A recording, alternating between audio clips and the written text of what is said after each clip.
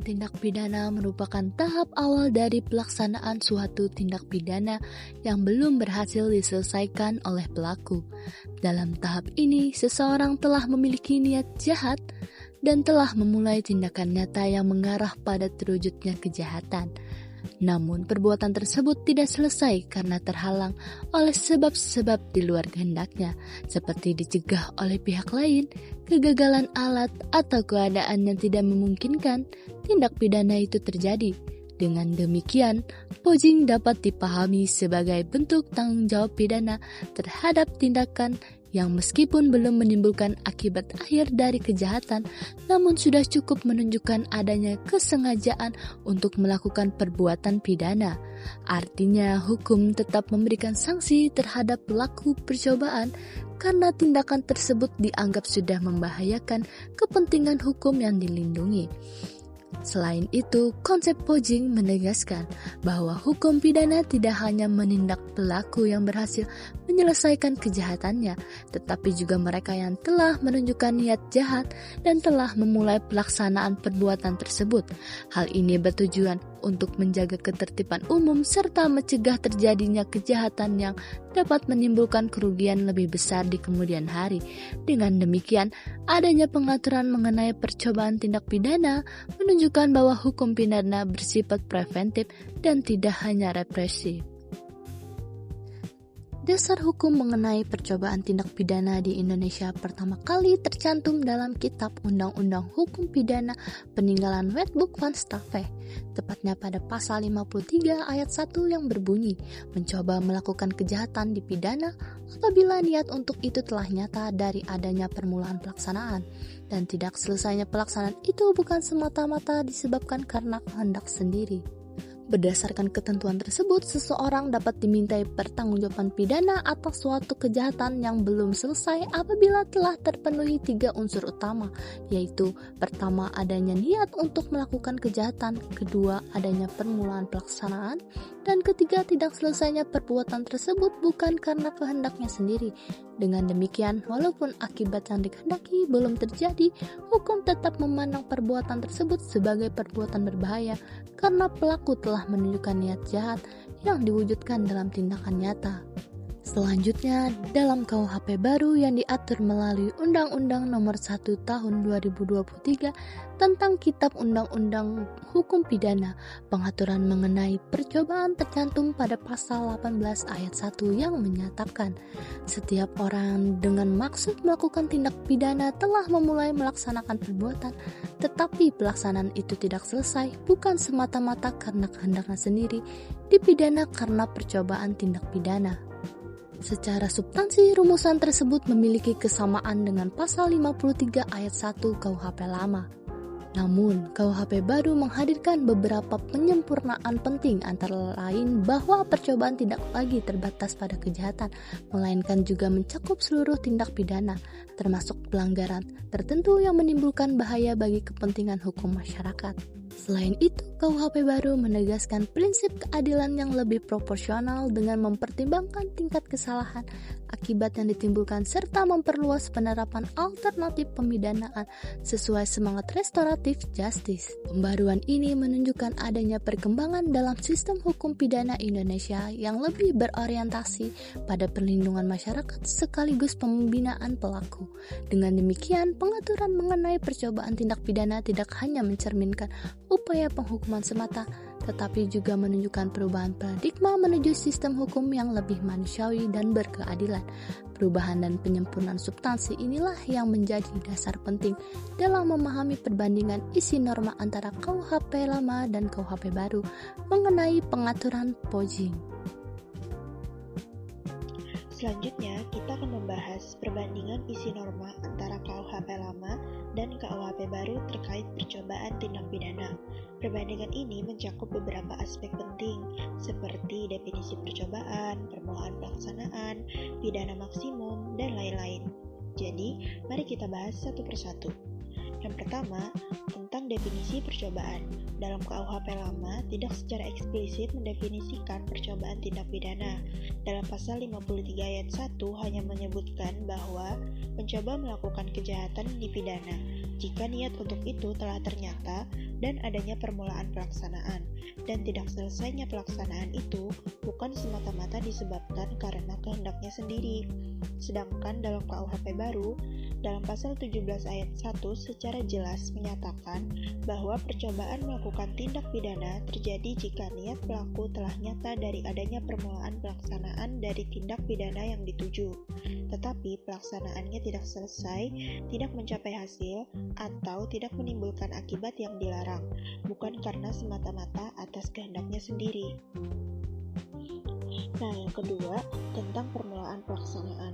Dalam KUHP lama, tentang permulaan pelaksanaan tidak diatur, sedangkan dalam KUHP baru ada di pasal 17 ayat 2 yang menyatakan secara jelas bahwa permulaan pelaksanaan sebagaimana dimaksud pada ayat 1 terjadi jika a. Perbuatan yang dilakukan itu diniatkan atau ditujukan untuk terjadinya tindak pidana, dan b. Perbuatan yang dilakukan langsung berpotensi menimbulkan tindak pidana yang dituju. Yang ketiga, pidana maksimum. Dalam KUHP lama, Pasal 53 ayat 2, maksimum pidana pokok terhadap kejahatan dalam hal percobaan dikurangi sepertiga. Sedangkan dalam KUHP baru, Pasal 17 ayat 3 menyebutkan bahwa pidana untuk percobaan melakukan tindak pidana paling banyak 2/3 dari maksimum ancaman pidana pokok untuk tindak pidana yang bersangkutan. Yang keempat, tindak pidana yang diancam dengan pidana mati atau pidana penjara seumur hidup. Dalam KUHP lama diatur dalam pasal 53 ayat 3 yang menyatakan bahwa jika kejahatan pokok diancam hukuman mati atau pidana penjara seumur hidup, maka dijatuhkan pidana penjara paling lama 15 tahun. Dalam KUHP baru ada dalam pasal 17 ayat 4 yang juga secara jelas menyebutkan bahwa percobaan melakukan tindak pidana yang diancam dengan pidana mati atau pidana penjara seumur hidup dipidana dengan pidana penjara paling lama 15 tahun. Yang kelima, tentang pidana tambahan. Dalam KUHP lama, pasal 53 ayat 4. Pidana tambahan bagi percobaan sama dengan kejahatan selesai. Sedangkan KUHP baru menyebutkan di pasal 17 ayat 5, pidana tambahan untuk percobaan melakukan tindak pidana sama dengan pidana tambahan untuk tindak pidana yang bersangkutan. Yang keenam, tidak dipidananya suatu percobaan setelah melakukan permulaan pelaksanaan. Dalam KUHP lama diatur di pasal 54 yang menyebutkan bahwa mencoba melakukan pelanggaran itu tidak dipidana.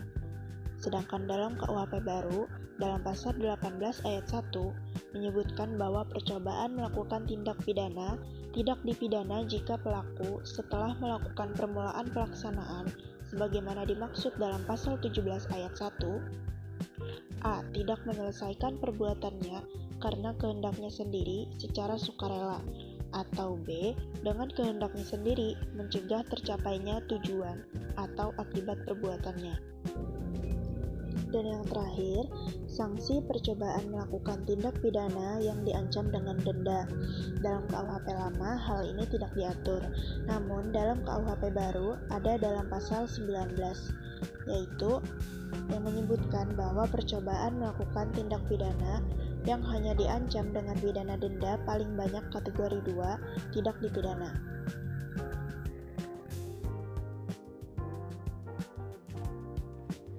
Dalam praktik percobaan atau fogging dapat ditemukan pada berbagai tindak pidana, salah satunya percobaan pencurian. Contoh kasusnya, A. Bermaksud mencuri barang berharga di rumah B. Pada malam hari, A memanjat pagar dan berhasil masuk ke dalam rumah melalui jendela.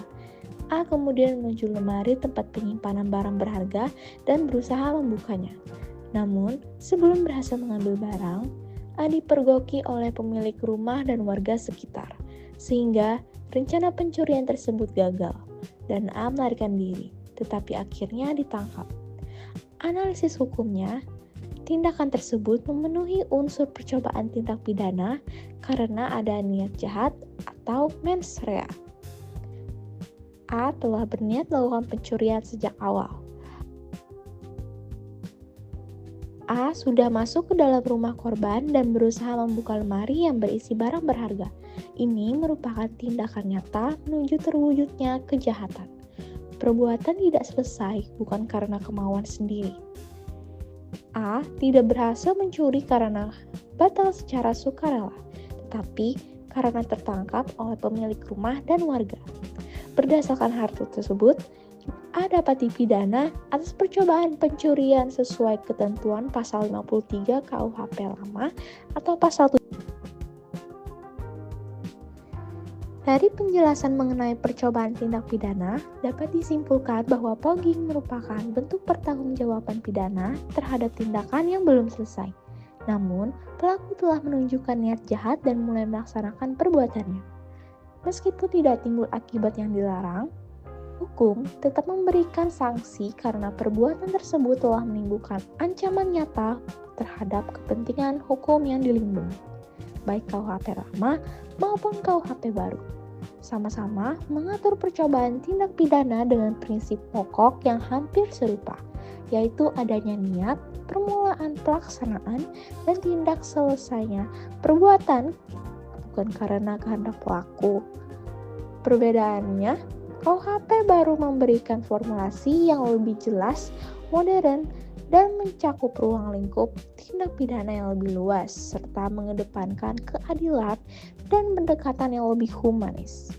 Dengan demikian, pengaturan mengenai percobaan tindak pidana menegaskan bahwa hukum pidana bersifat preventif, sekaligus represif, bertujuan mencegah kejahatan, melindungi masyarakat, dan tetap memberikan ruang pembinaan bagi pelaku.